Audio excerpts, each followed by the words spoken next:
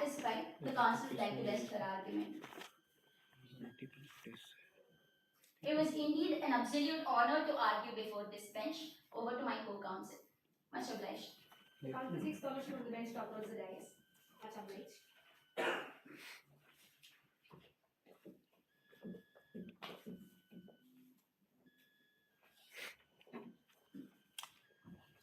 Greetings to the bench. The council seeks permission to collectively address the bench as your lordships. Much obliged. This is council number 2 on behalf of the petitioners in the case of Marwadi versus Union of Indica and others, and Michael Joseph versus Union of Indica. This council will be dealing with issues 4, 5 and 6, and the issues are as follows, your lordships. Whether the right to freedom of speech and expression be curtailed on the ground that it is violative of the religious sentiments of a particular community, whether the right to access to the internet is a fundamental right under Article 21 of the Constitution of Indica, and whether the 2019 amendment to the Unlawful Activities Prevention Act is manifestly arbitrary and violative of Article 14 and 21 of the Constitution of Indica. The council seeks permission of your lordships to proceed with the issues. Much obliged, your lordships. With respect to the issue whether the right to freedom of speech and expression can be curtailed on the grounds that it is violative of the religious sentiments of a particular community, the council humbly submits that the right to freedom of speech and expression cannot be curtailed on the ground that it is violative of religious sentiments of a particular community, your lordships. The council will argue this particular issue in a threefold argument. Number 1, religious sentiments does not qualify as a reasonable restriction under Article 19 Clause 2.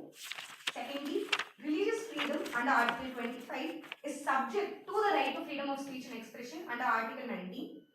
And thirdly, there has been no violation of the religious sentiments of the Zakari community in the instant case. Proceeding with the first sub-issue, it is humbly submitted that the religious sentiments do not qualify as a reasonable restriction under Article 19 Clause 2. Your lordships, Article 19 is a comprehensive provision with its own guarantee and the restrictions. The reasonable restrictions of freedom of speech and expression are provided under 19 Clause 2, your lordships. And the provision itself provides for curtailment. No other provision or grounds can curtail the right of freedoms enshrined. This stance has also been taken by the Honorable Supreme Court in various cases, such as one of such case being Sakal Papers Private Limited versus Union of India as well.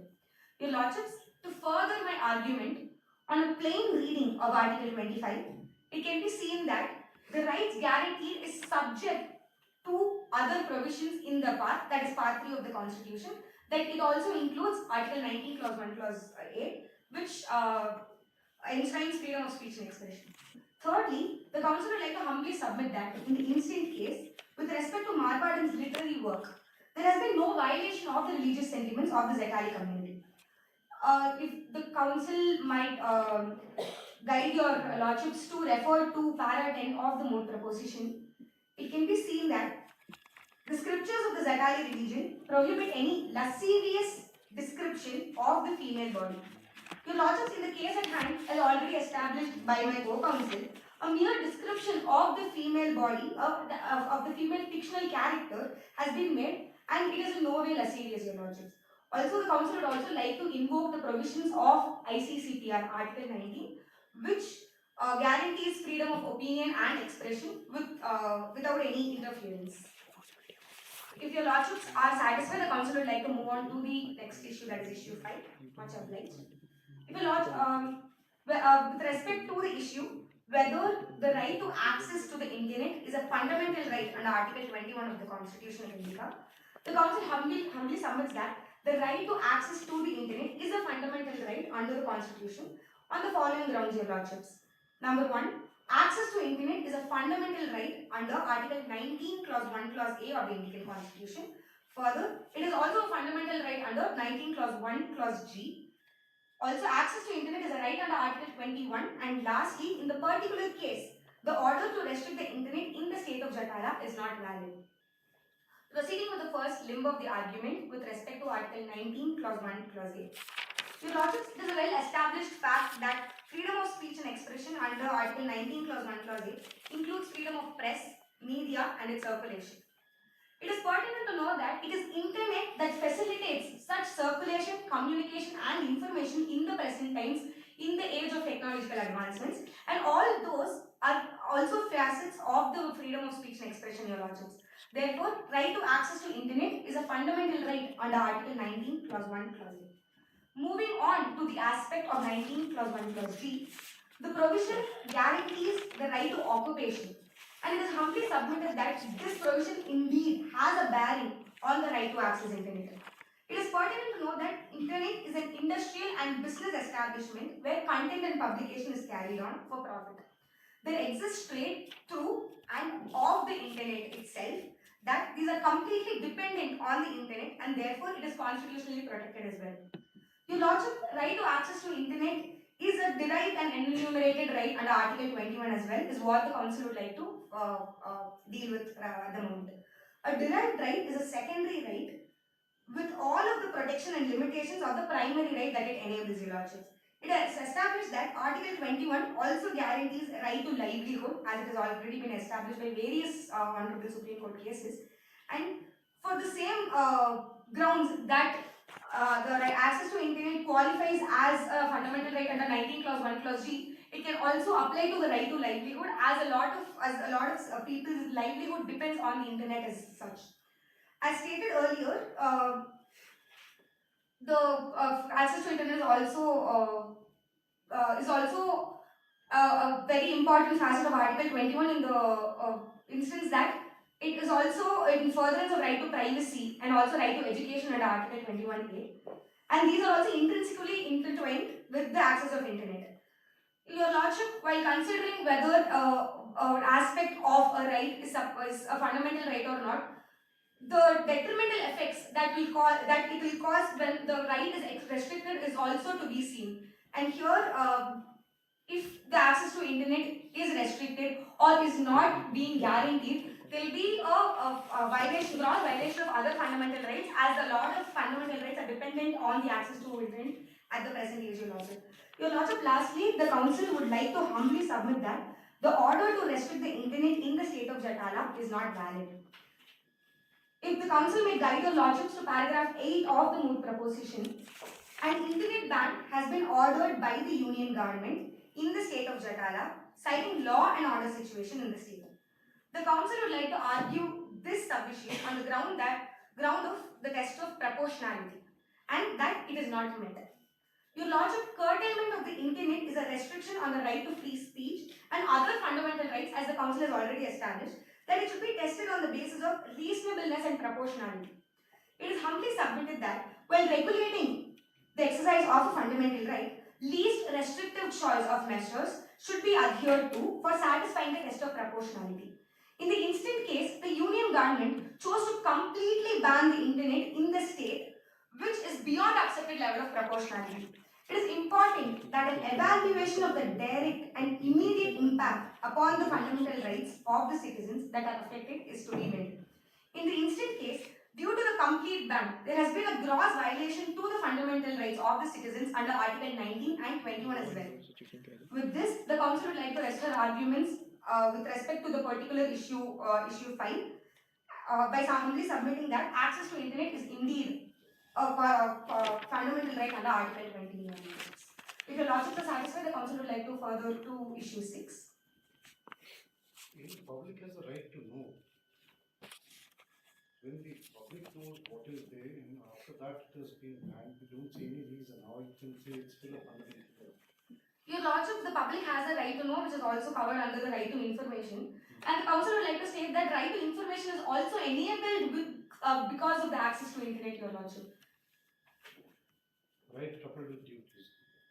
Indeed, Your Lordship, there is a right coupled with duties, and with the consequences of the access to internet being a fundamental right are many, and those duties will also have to be enumerated by the state as well. No, these are not absolute bans, even if we take it as a hypothetical situation. These are only temporary bans for the purpose of law and order. Your Lordship, even if it's a temporary ban, the Council would like to state, even if it is a temporary ban, the test of proportionality should be met, Your Lordship, considering the fact that a fundamental right in itself is being restricted. Are you aware of this aftermath of Ram Rahim Singh when he was arrested? What we have in JNK rules and in false propaganda and false news. So the first thing is that there has to be a ban on the internet for a temporary ban because false news and false articles are circulated. Indeed, Your Lordship, but the council would like If to. you take it as an absolute proposition, we'll agree with you. But to say that to just you rush to the court and say, this is all bad. Your We have Lordship, a difficulty accepting that. in the instant case, what Marwaran has done is merely exercise his right to freedom of speech But and if it expression. sparks, please remember, how human behave is something different. We have to see it pragmatically. He thought that he has done something like this, but the public may take it other way. Your Lordship, there has been a lot of Honorable Supreme Court's cases that has stated that freedom of speech and expression cannot be curtailed on the grounds that a particular group of people are intolerant to the exercise of the right. I gave you a very simple example, Ram Rahim Singh. How do you answer that? There, if you remember, if you probably might be much younger back then, that's something else, but otherwise that was the fact situation was only this. When he used to be arrested, then there was a lot of anarchy, chaos, riots, and then they had to shut down the internet for a couple of hours or days. So the false propaganda, false news is not circulated. Anyway, you continue. Your Lordship, to answer the question of Your Lordships, the Council would like to state that a complete ban that can be imposed on it also depends on the facts and circumstances of the case. In the instant case, that is not the case, is what the Council would like to state. Right. If Your Lordships are satisfied, the Council would like to move on to issue 6. Much obliged. Whether the 2019 amendment to the Unlawful Activities Prevention Act is manifestly arbitrary and violative of Article 14 and 21 of the Constitution of India. The Council would like to state that, would like humbly submit that the 2000 amendment is indeed manifestly arbitrary and violative of Articles 14 and 21. Firstly, the 2019 amendment is inconsistent with Article 14 of the Indian Constitution. It is humbly submitted that Section 35 of the Act, which by virtue of the amendment now includes individuals to be classified as a terrorist by the central government. It is inconsistent and is in derogation of Article 14 of the Indian Constitution. Your Lordship, conferring of such discretionary, unfettered and unbound powers on the central government is antithesis to Article 14. It is necessary to draw a clear distinction between unilaterally categorizing an organization as a terrorist and also an individual, considering the fact that the latter, that is declaring an individual as a terrorist, carries with itself far more prolonged consequences and repercussions, especially upon the individual's personal liberty, dignity, and also right to reputation, which is guaranteed under Article 21 of the Constitution. Such classification does not meet the standards of reasonable classification test. It is pertinent to note that with the amendment to the provision, there has not been any subsequent procedure laid down or any other addition or modification to the other aspects of the Act to and safeguards to actually soften the blow of the consequences that the Act could give place to. Secondly, with respect to Article 21, the Council would like to argue on 2 points, Your Lordships. There is lack of substantive procedure established by law, and the right to reputation is being tarnished. The amendment gives the union government uncontrolled and unrestricted powers to arrest an individual without following a procedure as such. This will also affect the individual's right to life and liberty without invoking the inherent limitation that Article 21 prescribes, that is, except by procedure established by law. It also violates the principles of natural justice, that is, odi alteram partem, when, according to Section 3, the central government, if it feels so, can, without declare an individual a terrorist. Your Lordships, moving on to the second limb, that right to reputation is recognized as an important facet of Article 21. There have been numerous Honorable Supreme Court cases such as the Board of Trustees of the Port of Bombay versus Dilip Kumar and others, Subramaniam Swamy, where the right to reputation has been held as a very important facet of Article 21, Your Lordship. On declaring an individual as a terrorist without properly adjuring him to be one, unreasonably violates the reputation of the individual and puts him under the public eye and the consequent social stigma that follows. Your Lordships, what the Act does is, number one, Section 3 of the Act, which talks about notifying an unlawful association, it does not, number one, it does not include the word individual. But there is no other procedure or a provision in the Act which states what will happen if an individual is notified or how an individual is to be notified. So considering the fact that section 3 will apply to individuals as well, your lordship, this is the procedure that happens. Once the central government feels that a person is involved in a terrorist activity or is involved according to section 15, which the council has a problem of, will raise a ground of vagueness in that. But according to section 3, when a person is declared a terrorist, that is number one at the discretion of the central government, and as soon as the central government feels so, a notification with the name of the individual will go up on schedule 4. Here, the problem is the tribunal, so it will take 30 days from the notification for the case to transfer to the tribunal and for the tribunal to truly adjudge in the merits of the case if the individual is truly or on merits a terrorist or not. In addition to this, not only should the notification be on the official gazette or schedule 4, but it is also to be according to section 3 subsection 4. Every such notification shall, in addition to its publication in the official gazette, be published in not less than one daily newspaper having circulation. This is also a issue that concerns the right to reputation, as the council has already spoken about, your lordships. Your lordships, even if an individual is denotified according to section 36 of the Act, it becomes rather difficult for the individual to regain his life and the livelihood back, because a terrorist in itself is the damage is done. The damage is done, indeed, your lordship. Therefore, the social stigma, it is going to follow the person throughout his life, and therefore doing it without properly adjudging him on that aspect is going to violate Article 21 as well, your lordships. If your lordships are satisfied, the council would like to rest her arguments and proceed to the prayer. Much obliged, your lordships. Wherefore, in the lights of facts stated, issues raised, arguments advanced, and authorities cited, the councils for the petitioners most respectfully pray that this honourable court adjudge and declare that the Zatari Community Members Management and Regulation of Conduct Act 2022 was ultra vires the Constitution of India. There exists a hierarchical scheme in the idea of fundamental rights. Author's right to freedom of speech and expression does not violate the general standard of morality or decency established by the community. Right to freedom of speech and expression cannot be curtailed on the ground that it is violative of the religious sentiments of a particular community. The right to access the internet is a fundamental right under Article 21 of Indica. The 2019 amendment to the Unlawful Activities Prevention Amendment Act is manifestly arbitrary and violative of Articles 14 and 21 of the Constitution of Indica. The Honourable Court may make any other such order as it may deem fit in terms of justice, equity, and good conscience. And for this act of kindness, the petitioners shall, as duty bound, ever humbly pray. It was an honour arguing before the bench. Thank you.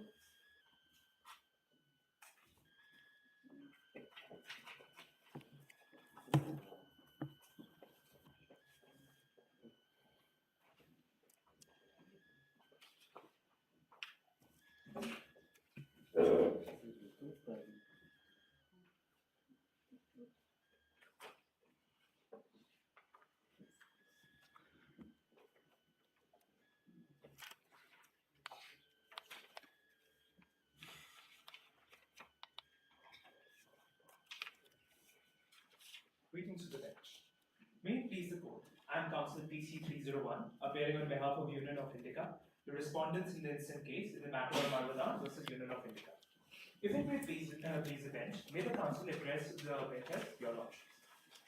The instant case has been divided into 6 principal issues contained in the official statement of facts. Here I will be making submissions on issue 1, 2, and 3, and my co-counsel will be making submissions on issue 4, 5, and 6.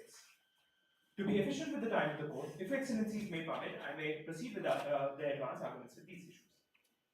The first argument raises several distinct sub-contentions, and I will first be dealing with arguments of Indica's international obligations and then elaborate on the constitutional validity of the Zatari Community Members Act. First, my submission is that this impound act, the Zatari Community Members Act, is not ultra-vires to the Constitution. First, it is in consonance with Indica's international obligations. As mentioned in Article 19 and Article 18 of Universal Declaration of Human Rights and International Covenant on Civil and Political Rights, which is mentioned in page 11 of the compendium. I may refer the compendium for the ease of the judges.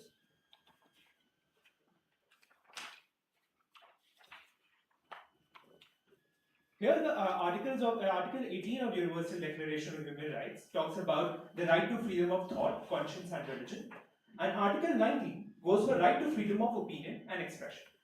The same thing has been repeated with International Covenant on Civil and Political Rights. Here, both rights talks about the individual right to freedom of opinion and expression and the right to exercise religion. They both form the core of international human rights. Hence, no law is superior or inferior to the other, and hence they have to be found on equal footing. International consensus found this place that right to freedom of religion must be meaningfully protected from insults and offences directed against one's religion. Insults, indecent speeches create disharmony between groups and sometimes turns out to be violent, as has happened in this case. This also affects the right of others to live in peaceful coexistence. Now I would like to draw the attention of the bench to Article 253 of the Constitution, which gives the government the power to enact laws to give effect to the international agreements. And this act is in consonance with those international obligations.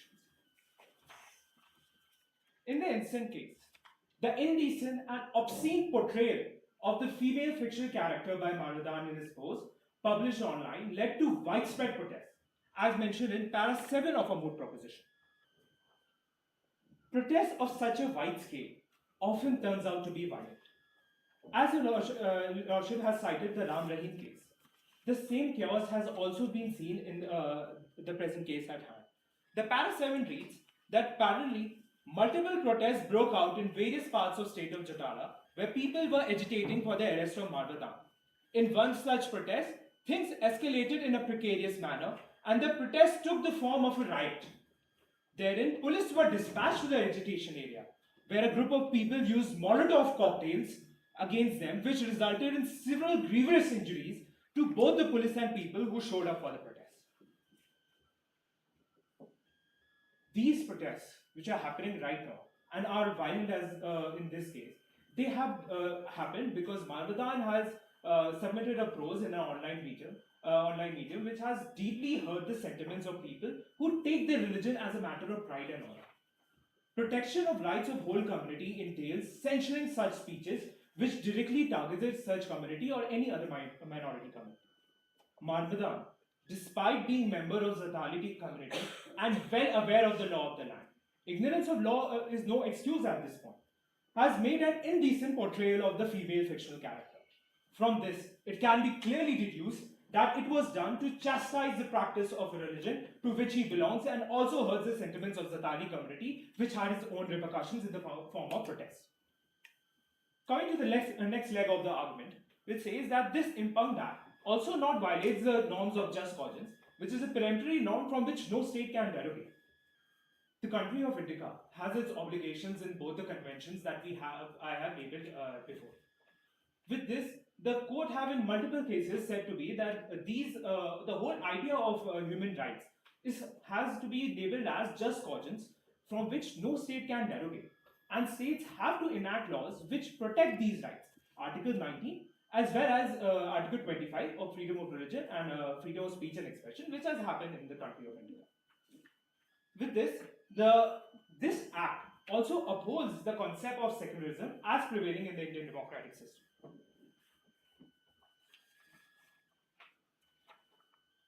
Here, counsel would like to draw the attention of the court as what my learned counsel at the opposite side of the spectrum said, that they are misplaced about the concept of secularism as prevailing in the society of Indica.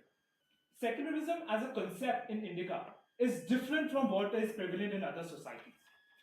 There is no wall of separation between state and religion. There is an idea of principal distance, which only accepts a disconnection at the ends of institution, but not at the level of policy and law. With this, we have a very good example at this point. For example, in the Indian Army personnel have a very strict dress code. They don't allow anything which goes against the dress code that they have prescribed.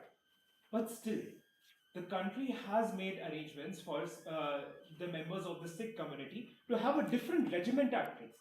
Why? Because the country understands the valor and the contribution of the every community that places is in the country of Indica. The courts have also understood the facet of secularism in Indian society, where secularism allows the state to give significance to religious identities for the purposes of affirmative action. The Supreme Court in Bal Thackeray case, as mentioned in citation 104, page 12 of her memorial, as well as page 52 of the compendium. Secularism is a reasonable restriction under the scheme of constitution for maintaining the standards of society. The courts have thus defined the limits to religious freedom to provide maximum scope to state control. The Constitution allows legitimate limitations to be in place to transform religion in the interest of social justice. This Act is applicable to members and not forces other members of the government, people to be bound by the same. It forwards the social goals of respecting women and not to objectify their physical attributes in a manner which is not done in the case of men. Here, Marwadan, the petitioner in this case, in para 4 of the Moot proposition, has characterized the beauty of a woman of a fictional character by describing her body parts. He also went on to describe in one of the verses about the sexual act in which the women in character participated with her parent. This is clearly what the goals of this act aims to achieve. The next leg of the argument proposes that this act also does not violate the fundamental rights under the Constitution. Now I would like to draw the attention of the bench to section 2 of this act mentioned in annexure 1, which reads that subject to the conjoined reading of provisions of fundamental freedoms guaranteed under the Constitution and the right to freedom of religion, no member of the Zatari community shall discuss in disrespectful manner and all. Checks and balances have already been in place in the proposition of the Act. Section 2 clearly says that every act which has been committed or any person who could be held liable in this Act would be read subject to the conjoined readings of the provisions of fundamental freedoms. When checks and balances are already read, this Act is truly not vague and as contended by the opposing counsel. And secondly, this Act is not violative of any principle of the Constitution and not violate any fundamental right. The intention of the Constitution drafters was to draft a Constitution which would eventually realize the goals of social justice. And religion is an essential means to that goal. Religious presence is considered key to achieving transformational goals of social justice, as without it, the very purpose might get defeated. The Act in the current case was meant to for the whole Zatari community, so as to protect this sincere religious belief which has also been talked about in the scriptures. If any particular individual was affected by it, it cannot be a ground for questioning the validity of the whole Act. The Act provides additional safeguards to women by representation of women in certain way, which furthers the goal in Article 15, Clause 3, Subclause 2 of the Constitution. Hence, this Act is not ultra-biased to the Constitution. If the Council have the permission to speak to the next issue, I will. My next submission is that Part 3 of the Constitution does not outline a hierarchical scheme in the idea of fundamental rights. All rights are equal, and any inconsistency between them is intended to be rectified by unified interpretation. All rights under Part 3 of the constitutional scheme are placed on an equal footing. The only course of action in this situation would be to read all rights protected by the provisions of Article 19, Clause 1 together and attempt to reconcile them without giving any of them an excessive preference. As what is said by Honorable Supreme Court in a 7-judge bench in the case of Madhu Nimai versus Subdivisional Magistrate, the court said that in this court, the preferred position doctrine has never found ground, although the vague expressions such as the most cherished right, inviolable freedom sometimes occur. But this is not to say that any one fundamental right is superior to the other, and Article 19 contains a hierarchy. This directly targets the contention that I am trying to portray in front of the judge. The next case at hand is the Sahara India Real Estate Corporation versus SEBI, which is present in page 18 of the compendium. I may read for the ease of the bench. Here the court said that part 3 of the constitutional scheme portrays a composite mechanism to sustain the democratic setup, where one right does not override the other and no single right taken individually is absolute. It is the court's duty to strike a proper balance in a given situation where one right competes with the other and temporary deferment of one right so as to avoid the conflict with the other. There exists a criteria for harmonious construction of fundamental rights rather than placing one right over the other.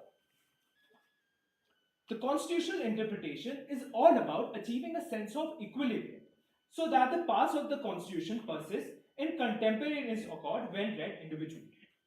Now I would like to draw the attention of the bench to page 32 of our compendium, which mentions the case of Subramaniam Swamy versus Union of India.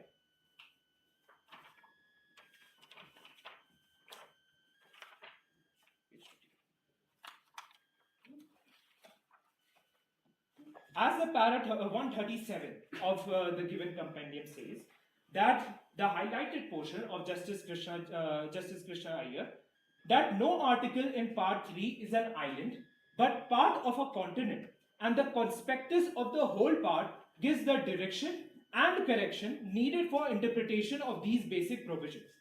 Man is not dissectible into separate limbs, and likewise, cardinal rights in an organic constitution, which make man human, have to be have a synthesis. The proposition is undisputed that Article 21 does not, in a given situation, exclude Article 19. Both rights are breached. Here, in this case, the conclusion of this leg of the argument also says that there is no hierarchical scheme in the idea of fundamental rights. Whenever two rights are there on a conflict, the court have always approached the balancing approach and the harmonious construction of two fundamental rights so that a midway can be found so that both rights are not given preference and none of the rights stands violated. This has always been the practice of the court since a long time. The Constitutional Bench, again in Sahara India case, established the general criteria for recalibration of Part 3 rights. They laid down 3 tests, which I would like to highlight. The first test says that the effective operation of one fundamental right is jeopardizing the operation of another. In the present case at hand, exercising reasonable restriction of curbing freedom of expression to maintain law and order, which has been seriously disrupted as mentioned in para 7 and para 8 of the Moot proposition. Mentioned in Article 19 Clause 2 is not jeopardizing any other right of the author. The second test lays down that a balancing measure is required because no plausible alternative can help prevent the aforementioned test. According to this necessity test, the state is trying to create a balance between two rights of Article 19 and Article 25 to prevent harm caused to the society by violent protest. It is in the interest of society to restrict an individual's speech, because these violent protests doesn't necessarily hurt the sentiments or hurt the fundamental freedom of one individual. There are other peoples who have laid down grievous injuries.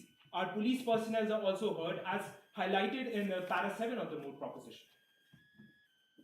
The third test is that the potential benefit of such optimizing measures outweigh the harm done to the operation of the right sought to be limited. According to this proportionality test, the obligation of the state to maintain law and order in the society outweighs the harm done if any speech is restricted, and even in this case, that is for just one individual. In the case of Asha Ranjan versus State of Bihar, as referring to page 23 of the memorial, citation 47, the court has highlighted the fact that in case of conflict between fundamental rights, the paramount consideration should be public interest and sustenance of public confidence in justice dispensation system and promotion of rule of law. Here, the public interest says that law and order in the society has to be maintained, and that is what the contention of the government is. In this case, restricting free speech has become quintessential to maintain a peaceful status quo, as multiple protests has broke out in the state of Jatara, which witnessed violent arson throughout, as mentioned in para 8 of the Moot proposition. Even Molotov cocktails were used, which caused severe damage to property and grievous injuries to the people and police personnel, mentioned highlighted in para 7 of the Moot proposition. The next leg of this argument says that Article 19 of the Constitution of India is not at a higher pedestal than other fundamental rights as contended by the petitioners. The Supreme Court has observed in Sahara India case that it should not be forgotten that no single virtue can bear the entire responsibility of preserving a democratic system. The Part 3 of the Constitution do not represent different streams of right. They are all part of the constitutional integrated system. In a nutshell, leave alone harmonious construction between two fundamental rights. The courts have started interpreting fundamental rights and DPSP because they both promote the obligations of the state as well as the freedoms of the given to the citizens for the promotion of the society. If your excellencies have any further queries, then I may proceed with the next submission. Would the laws be judged by international covenants as you suggested? Indeed, Your Lordship, much obliged for the question. The answer to this is that international obligations, as I have highlighted above, in the case of international covenant of civil and political rights, that have been ratified by the state, then we can say that the country of India has an obligation to implement those rights. Because peaceful coexistence of international community can't be promoted if the state goes on with a standby that we will not implement what we have ratified earlier. Yes, there is an obligation, but we can't say that there is compulsion on our part. The Vishaka case versus state of Rajasthan has highlighted the fact that the guidelines that were framed in those cases were also taken inspiration from the international obligations that the country of India had at that time. That was inspiration. My next question was something else. How we can be guided by that law when deciding issue fundamental right? Indeed, Your Lordship. The answer to that question is that as labeled by Article 18 and 19 of the International Covenant on Civil Political Rights, as well as the Universal Declaration of Human Rights, the obligation of there has been an obligation of the country to promote these two rights and don't give preference to one right while subjugating the other. These both rights are on an equal footing and both have to be managed very carefully so that the goals of social justice are promoted, which becomes an obligation on the part of the government. If that may satisfy the question. I have an observation to that. You talk about UDHR and ICCPR, and in your argument you also want the court to take into consideration the provisions of the both. But as I understand it, UDHR is not an implementable instrument. Its job is to do what is called standard setting. And then insofar as the ICCPR is concerned, ICCPR, no doubt Indica or India, our country, is a signatory to that. You know, such international instruments cannot be implemented by any country in the world directly, as you do the provisions of the Constitution of, except the United States of America. Article 6 of the 6th Amendment of the US Constitution says the moment country ratifies an international instrument, it automatically becomes part of the Constitution of US. It does not happen in case of India. So, you know, it would be tried to ask the court to implement, because these instruments are not implementable, you know, in any country in the world. Then I would also like to make an observation here. You said something about UAPA, that the classification under that is, please get to it. It's not justified. You know, classification or categorization of a person under UAPA does not happen in GT. There is a proper procedure for it. You know, detailed reports, police diaries, everything is taken into consideration. Then notification comes out. Notification does not come out that Kulwan Singh gets up, I say something and then you put my name in that notification. So this is not how the law works. And this is for this. And then you also quote jus cogens. Jus cogens is actually a part of international law. it does not have that much of role to play at the domestic level. Use cogent, as you said, is a preemptive law, and it can be overruled by another preemptive, very strong norms.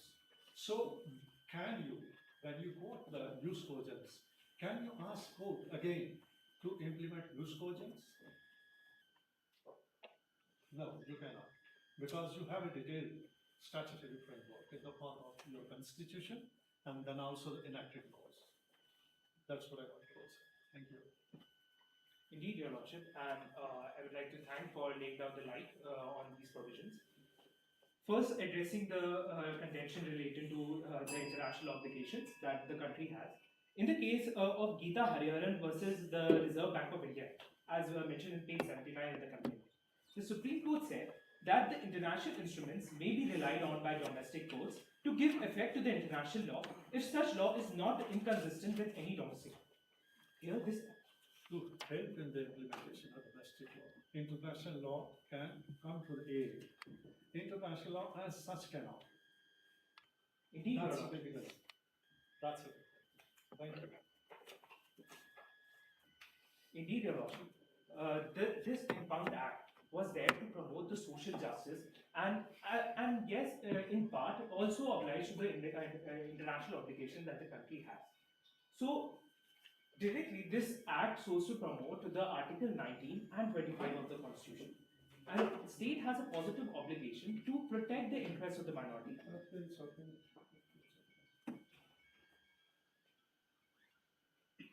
If the court will give me the permission to address the next issue at hand because of the paucity of time. Thank you. I will request the bench to give me just 1 minute to summarize the third issue. Much obliged, Your Worship. My next submission is that the Marvadan's portrayal of literal description of body parts of a woman violates the general standards of morality and decency as established by the government. So, the Supreme Court has laid down the following test in the case of Director General of Doordarshan versus Anand Patwardhan, which is mentioned in the page 26 of our compendium, all of which have to be proved to label a work as obscene. The first test says, when applied to contemporary national standards, the average person should find the work as a whole appeals to the prurient interest. This specific case, here the Marvadan's work violates the first step as literal description of body parts of a female fictional character encourages lascivious thoughts at the mind of the reader. Marvadan was well aware of the law of the land, and still he proposes a literal description and a sexual intimate act only to attract readership. Because it was what the author was trying to do is to capitalize on the human weaknesses. Then the second test says that the work must depict or describe sexual. 1 minute is over, sorry.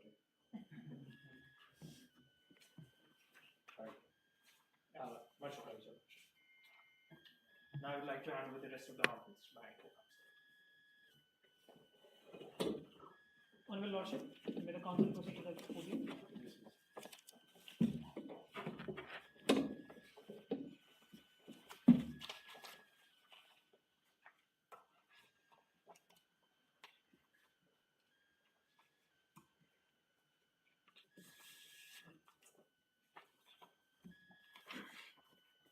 Greetings to the bench. This is the council appearing on behalf of respondent for the next 3 issues and speaker 3 presenting the 4th, 5th and the 6th issues. If it may please the bench, may the council refer the bench collectively as your lordships. Much obliged, your lordship. The council lays down the structure of the arguments. The council appearing on behalf of respondents would firstly lay down the issue, then will lay down the law, will testify the law on the facts, and will explain it with respect to the test that the Honourable Supreme Court has laid down. For which, the council proceeds with the 4th issue at hand. Honourable Lordship, the right to freedom of speech and expression can be curtailed on the ground that it is violative of hurt to religious sentiments of a particular community. For which, the council seeks to put before the bench the recent landmark case of Ram Leela Maidan versus Home Ministry 2012, whereby the Honourable Supreme Court let down that there are 3 requirements that need to be fulfilled for a reasonableness of a restriction under Article 19 Clause 2. Firstly, that the restriction can be imposed only by an authority of law. Secondly, restriction must be reasonable. Thirdly, restriction must be related to the purposes mentioned in Article 19 Clause 2. The Council appearing on behalf of respondent submits that Union of Indica has Indican Penal Code, which mentions in section 295A inserting religious feelings and section 153A of the Indican Penal Code causing disharmony or enmity between different classes and communities of the IPC, provides for legislative authority to restrict the freedom of speech and expression under Article 19 Clause 2 of the Indian Constitution. The said sections have also been upheld by the Honorable Supreme Court in the landmark cases of Ramji Lal Modi versus State of UP, which has been mentioned in compendium page 41. The said case law has been upheld. The said case law is held section 295A as constitutionally valid, and section 153A of Indian Penal Code as constitutionally valid was upheld in G.V. Godse versus Union of India. There exists an authority of law to impose restrictions. The second point that needs to be fulfilled is restriction must be reasonable in nature, for which the Council would like to draw the attention of the bench towards 2020 judgment of the Honorable Supreme Court in Amish Devgan versus Union of India. The Supreme Court went on to the reasonableness of restriction owing to hurting religious sentiments was upheld by the Honorable Supreme Court in the said judgment, which has been quoted by the petitioners in citation number 93, page 47 of the compendium. Supreme Court went on to say that secularism has been held to be a reasonable restriction and right to dignity of each section of the community should be upheld. Moreover, in the landmark case of Balasaheb Thackeray's controversial speech case, which is Dr. Ramesh Yashwant Prabhu versus Shri Prabhakar Kashikant Kunte, which is again mentioned by the respondents in page 52 of the compendium. The Supreme Court said, secularism has been adopted as a creed in the constitutional scheme, and that restriction of speech can be made on account of hurt to religious sentiments. The Council has satisfied the two requirements that needs to be satisfied for a reasonableness of restriction. The Council thirdly satisfied the purposes which are mentioned within 19 clause 2, how they are satisfying hurt to religious sentiments. Firstly, public order. The Council submits that the Supreme Court has accepted the scope of hurting religious sentiments as a valid restriction within public order under Article 19 Clause 2 of the Indian Constitution in Ramji Lal Modi versus Union of Indica case, in citation number 96, page 11 of the written submission. The Council submits that in Ramji Lal case itself, the Supreme Court went on to say that safety of the people is the supreme law and should coexist with the doctrine that the welfare of an individual must yield to that of the community. Also, in the very recent case law of Shaheen Bagh protest case, the Honorable Supreme Court went on to elaborate that the right to freedom of protest of an individual should not be at the cost of public disorder or disharmony to the other sections of the people who are living within the society. The Council submits that the structure of rights guaranteed by Article 19 should be balanced with a need for social control, for which the Council seeks to draw the attention of the bench towards current fact situation. Paragraph 8 of the Moot proposition categorically mentions that there were multiple protests broken down. There were multiple protests. In one such protest, thing escalated to the limit of a riot. Riot has been held to be a valid, reasonable restriction by 7-judge bench of the Honorable Supreme Court in Madhu Limai versus Union of India case. The Council appearing on behalf of respondent presses upon the fact that there exists a pressing situation of riot in the state of Jatala. Therefore, the said restriction has been made, and said restriction is valid as per Article Section 295A and 153A of the Indian Penal Code. The Council secondly submits that the said restriction also fairly fits within the definition of morality and decency under Article 19 Clause 2 of the Indian Constitution, for which the Council would like to draw the attention of the bench not to the old interpretation of morality which the honorable petitioners have done, but to the recent interpretation of constitutional morality which Justice D.Y. Chandrachud had laid down in two of the landmark cases, Joseph Shine versus Union of India case, as well as Ministry of Law, Navpreet Singh Johar case. So the Apex Court differentiated that public morality, a long-standing notion, and constitutional morality. Ideals of justice within the Constitution must have an overriding effect over the public morality. The Council submits in that regard that secularism is the creed adopted in the Constitution, as has been held in various cases, and has been accepted to be the basic feature of the Constitution in S.R. Bhumai versus Union of India case. Therefore, it fairly fits within the realms of constitutional morality. Moreover, right to equality, which has been held to be cardinal principle governing rule of law in the Indian Constitution and Maneka Gandhi case, is also subjugated if religious sentiments of a particular community is hurt, as it targets the social standing of persons who are their membership of a particular community. Therefore, in a way, it opens them to discrimination and even violence. Therefore, the council, appearing on behalf of a respondent, submits that all the three tests that are required for a reasonableness of restriction are fulfilled in the current case owing to hurt to religious sentiments, and therefore the restriction should be held valid. If it may please the bench, may the council refer the issue of right to access to internet as a fundamental right in detail. It is submitted before the bench that internet is not or should not be declared a fundamental right under Article 21 of the Indian Constitution, for which the council would make logical, legal, and practical arguments for the same in two legs. Internet is only a means to an end and not a right in itself. And secondly, it is not feasible to declare internet as a fundamental right. Before arguing on this point, the council would like to correct the petitioners on one point where they have misled the court. The council would like to draw the attention of the bench towards para 8 of the Moot proposition. The council, appearing on behalf of petitioners, has said that there exists total ban of internet in the current case. However, the council would like to draw the attention of the bench towards line 2 of para 8. An order to restrict the internet in the state of Jatala was issued by the government. Only a restriction order was made. No complete violation, no complete ban was made. And thus the petitioners, the council, or appearing on behalf of respondent, seeks serious reservations as to the misleading of the court done by the petitioners. The council submits that a right to be declared a fundamental right requires a greater standard to be called fundamental right. For example, in recent case laws of Anuradha Bhasin, Supreme Court went on to declare right to internet as a medium for Article 19(1)A and 19(1)G in the state of Jammu and Kashmir, freedom of speech and expression of the people, and freedom to practice state profession of the people of Jammu and Kashmir, which was currently curtailed by the government. The council submits in this regard that the very judgment of the Honorable Supreme Court in Anuradha Bhasin versus Union of India, the council would, on personal assistance of the respondent, would like to refer to the said judgment as has been quoted in page 70 of the compendium. Page 70 of the compendium.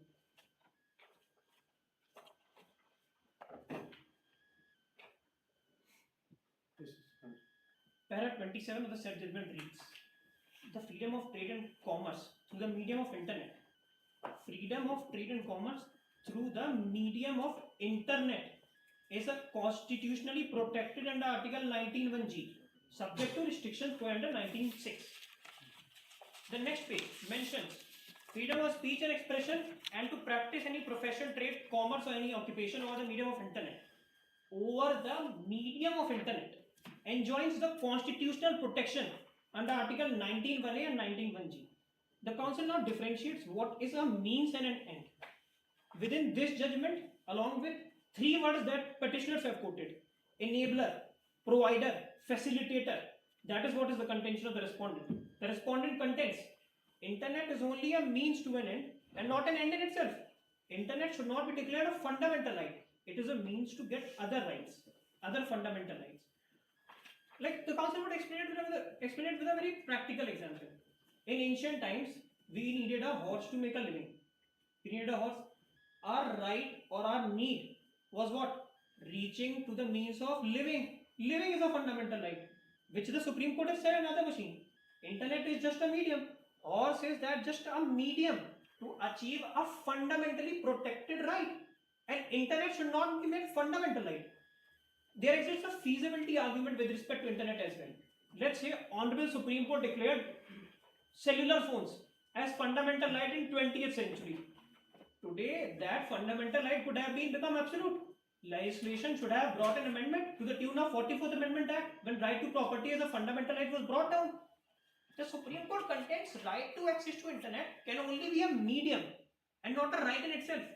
Internet is a technology tomorrow it will become obsolete. Therefore, the submission on the behalf of respondents exists that internet cannot be made a fundamental right. On the personal request of the counsel appearing on behalf of respondent, the counsel would request the court clerks to refer the said document to the bench.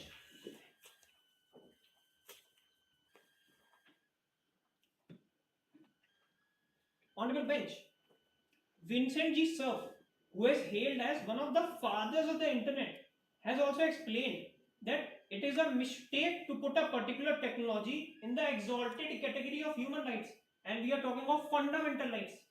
Since over time we will be ended up valuing the wrong things, the same which was done in the case of right to property. It was not feasible on the part of the state to protect, promote, and provide constitutional writ remedial force to right to property. That is why the law minister, while abrogating right to property under Article 19(1)(f) of the Indian Constitution, went on to say that special position sought to be given to fundamental rights. The council contends the same.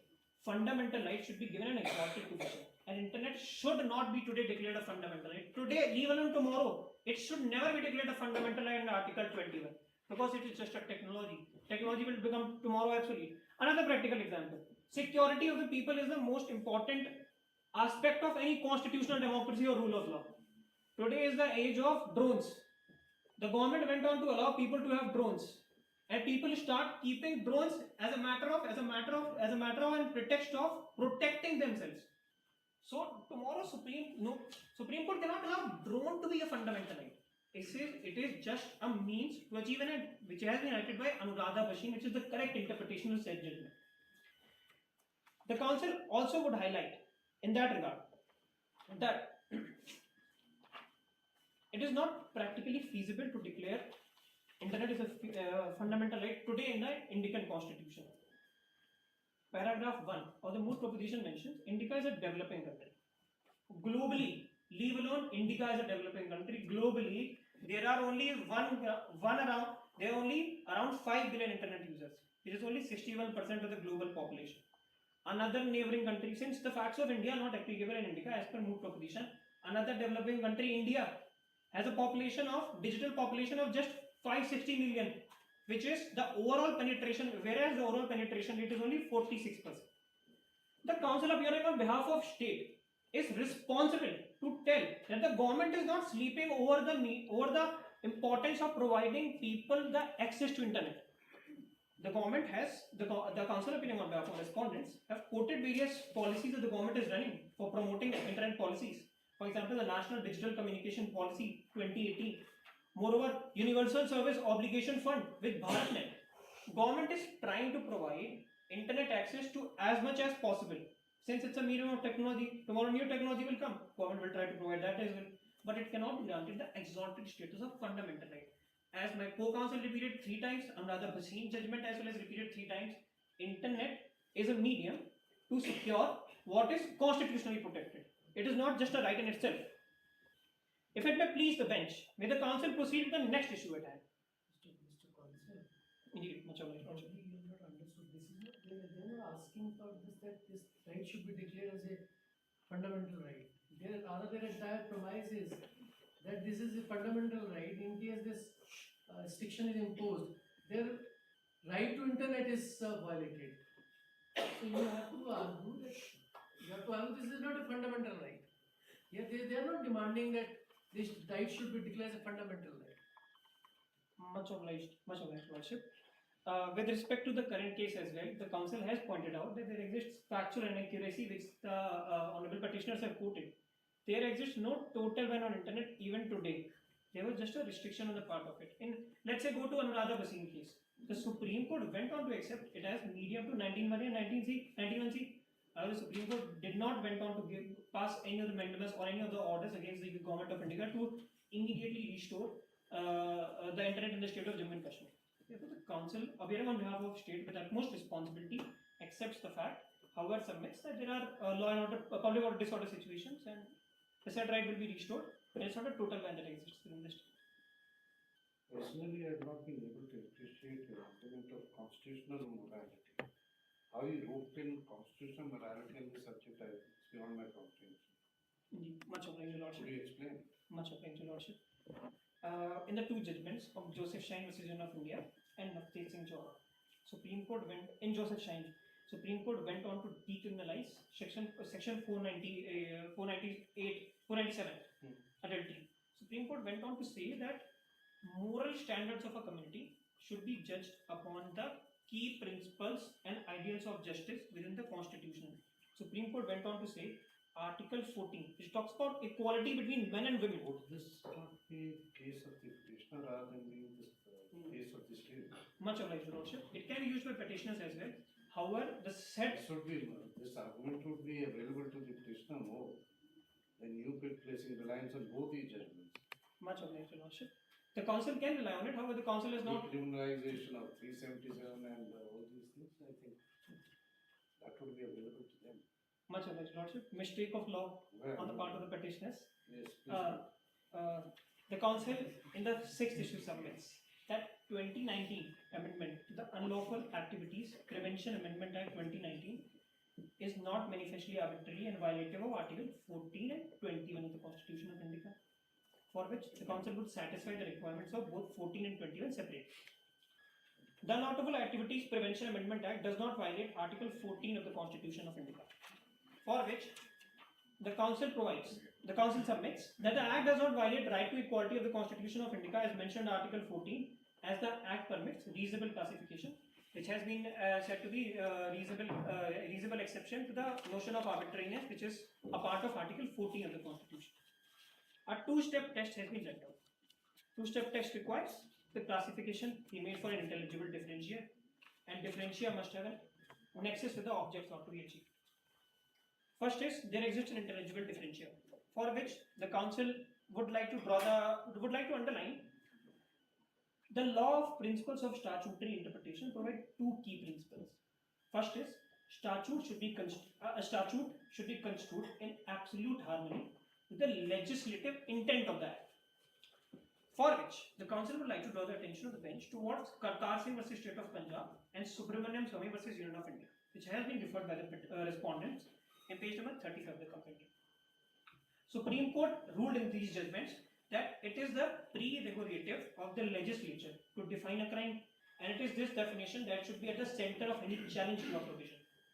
The court interpreted terrorist activities have to be such as that cannot be tackled as mere criminal activity under ordinary penal law by law enforcement agencies because its extent travels far beyond the gravity of mere public order.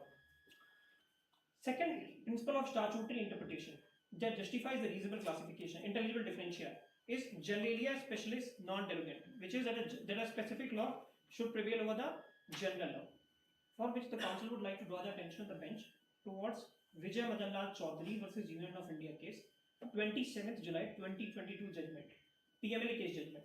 Honorable Supreme Court, the bench presided by Justice Khanvilkar went on to test the constitutionality of PMLA having similar provision that exists in. That's under review now. Indeed, much obliged, Your Lordship. The council accepted, however, 2 points under review. much obliged, Your Lordship.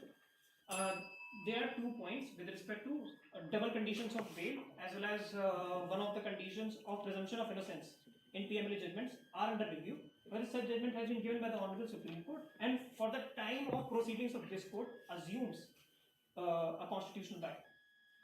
The council submits in Vijay Madan Lal Chaudhary versus Union of India case, the Supreme Court has upheld the principle and has distinctly appreciated the need for a specific legislation and its justiciability.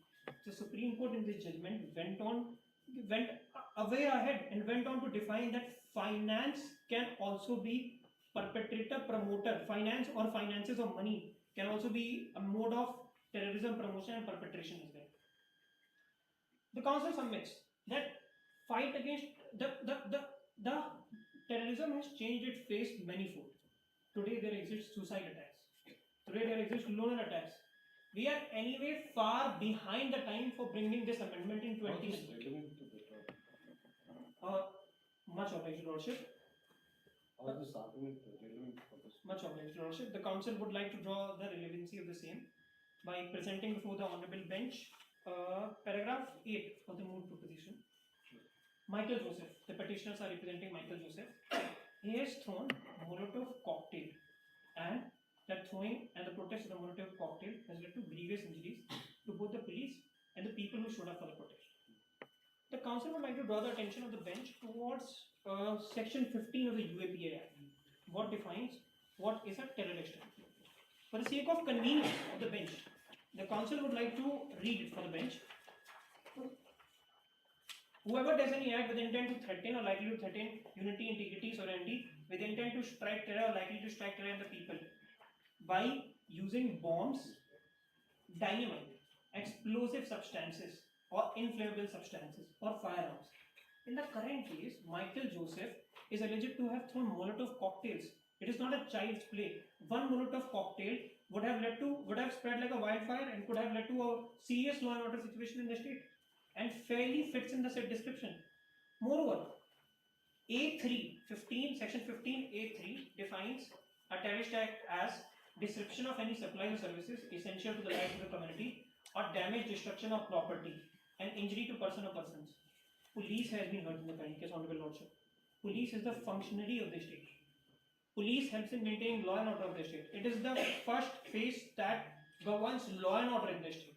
The gravity of the situation needs to be meted out, as has been done, in consonance with the act that the petitioner has done in the current case. Therefore, this assumes relevancy in the current case, and the amendments are justified for the sake of individual terrorism in the phases of suicide terrorism and loan attacks that is prevalent. We all would know that very recently in New Zealand, like another neighboring country, the state of Indica, saw a lunar attack in the Christchurch. These attacks today necessitate that what is the criminal principle of liability? Criminal principle of liability requires that he who does an act should be made liable. We are defining that individual can also be designated as terrorist, as there are various instances to this, as is in the present case of Michael Joseph. Therefore, in light of such developments happening, the individual designation of terrorist under 2019 amendment is valid restriction. Moreover, the council would also like to elaborate upon the part of the fact that Unlawful Activities Prevention Amendment Act does not violate Article 21 of the Constitution of India. The cases that have been cited by petitioners talks about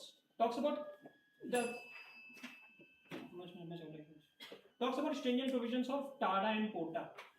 The council would like to draw the attention of the bench towards the fact within a UAPA there are two safeguards to life and liberty present: constitutional safeguards and statutory safeguards.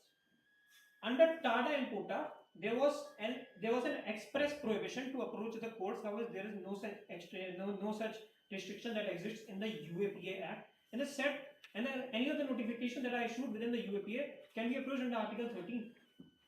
Moreover, the council submits that right of citizens is better safeguarded owing to the public interest. The council submits the UAPA amendments is written with a golden thread of compelling state interest, and that should be at the center of adjudication of this matter. That state requires safety of general populace first, and therefore the said amendment should not be declared unconstitutional. The council would like to draw the attention of the bench towards the one important fact. Honorable Lordship, just 2 minutes extension. A learned counsel appearing on behalf of petitioner time and again quoted refutation of an individual who has been designated as a terrorist. The council rebuts that presumption by providing there exists enough safeguards within the UAPA Act. The council would like to draw the attention of the bench towards section 36, which provides for denotification. Section 36 should be read with procedure for disposal and application rules, which the petitioner has and can be shown to the bench, which provides that a notification to be disposed of within 30 days. The council submits that preamble to the Constitution in 4th line mentions fraternity, assuring the dignity of the individual and unity and integrity of the nation. In Amish Devgan recently, Supreme Court went on to say primacy has to be given to the precept of interest of public order. With this, the council submits all the submissions. If it may please the bench, may the council read the prayer. Yes,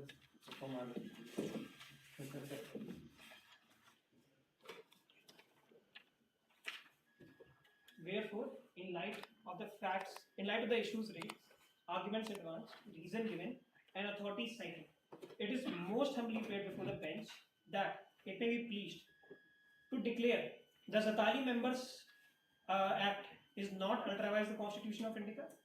Secondly, that there exists no hierarchical scheme in the idea of fundamental rights.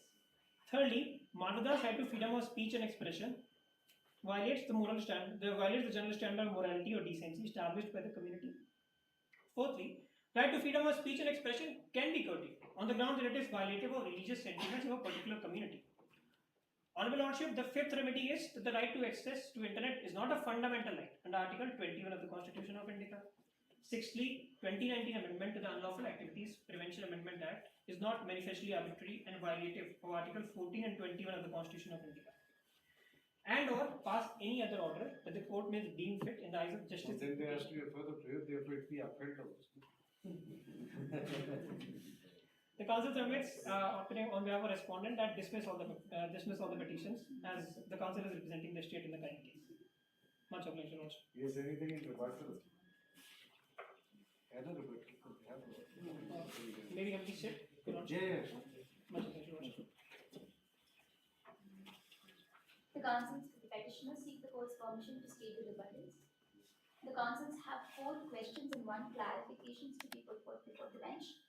The first question to the learned counsels for the respondent is that the respondent has cited the exception given to Sikhs in Indian Army pertaining to kirpan. However, the state does not punish not wearing kirpans either. Therefore, how can a parallel be drawn to Zatali Act which attaches a penal provision to a religious tenet? The second question is that the counsels for the petitioner seek a clarity from the respondents as to how poetic intention can be satisfied without description of a fictional character in entirety, including physique, as propounded in the case of Perumal Murugan, which is state of Tamil Nadu. The third question that the council would like to put forth is that the learned counsel for the respondent stated that the act does not violate fundamental right. However, the same act in its preamble, the Zatali Act in its preamble, states that by notification of the central government, any other community may fall under the ambit of this act. Does this not violate fundamental rights of not just one community, but possibly every community who at any point of time could be liable to the scrutiny of this act? The fourth question that the counsels would like to put forth to the respondents is that we as counsels for petitioners seek a clarification as to how the learned counsels for the respondents submitted that internet is an enabler of life and not a fundamental right. Taking a direct example from our constitution, right to a clean environment is a right which enables right to life under Article 21 and still a fundamental right. The petitioners would like to know that by stating it as an enabler of rights, do the respondents concede to accepting internet as a fundamental right as well? The clarification that the counsels for the petitioners would like to provide to this honorable court is that we request this court to refer to paragraph number 9 of the Moot proposition, where it states, against the internet ban, Mr. Marwari contended as follows. Therefore, Your Lordship, there was no misleading on behalf of the petitioners, and in no place of the facts it was stated that the restriction of internet was in one part of Jatala. Subsequently, it was referred as internet ban. If the court is satisfied, the counsel would like to rest their buttons. It was not much obliged. Yes.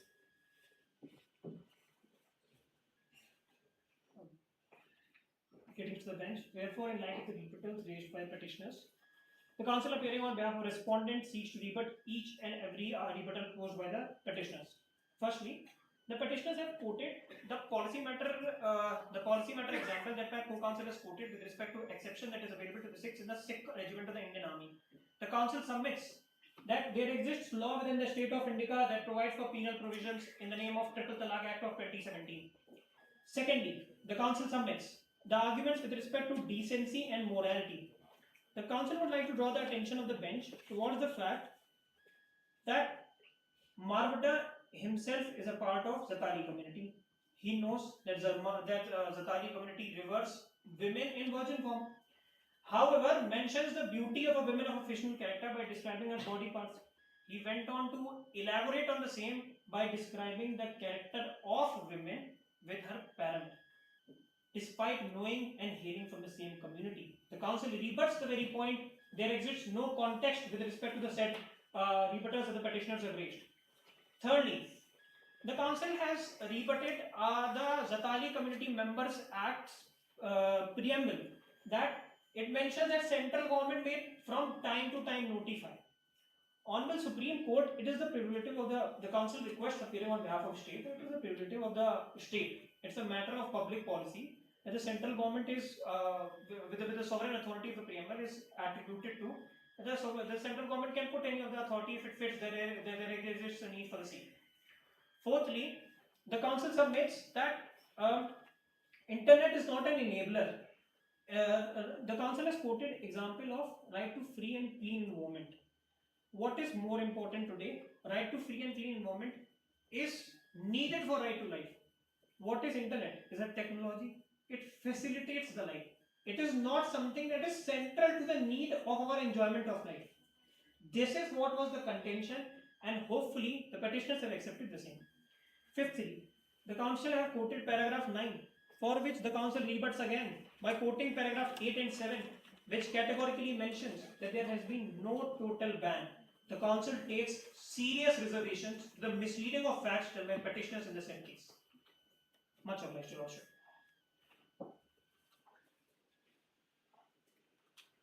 It was a pleasure arguing with the bench. Much obliged. This brings us to the end of the session. Thank you, participants. It was truly a delight watching you all today. I would now request the judges to kindly fill in the score sheets. And it was truly an honor for HPNLU to have the bench today with us. Thank you.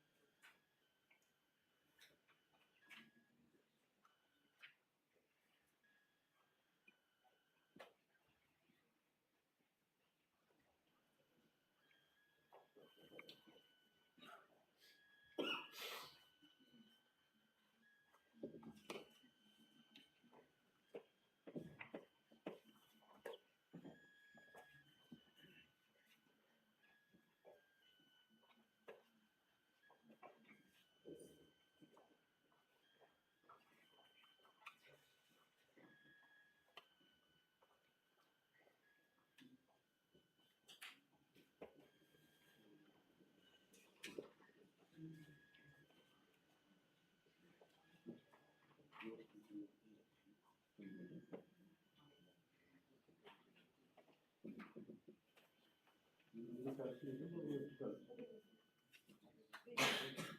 jump.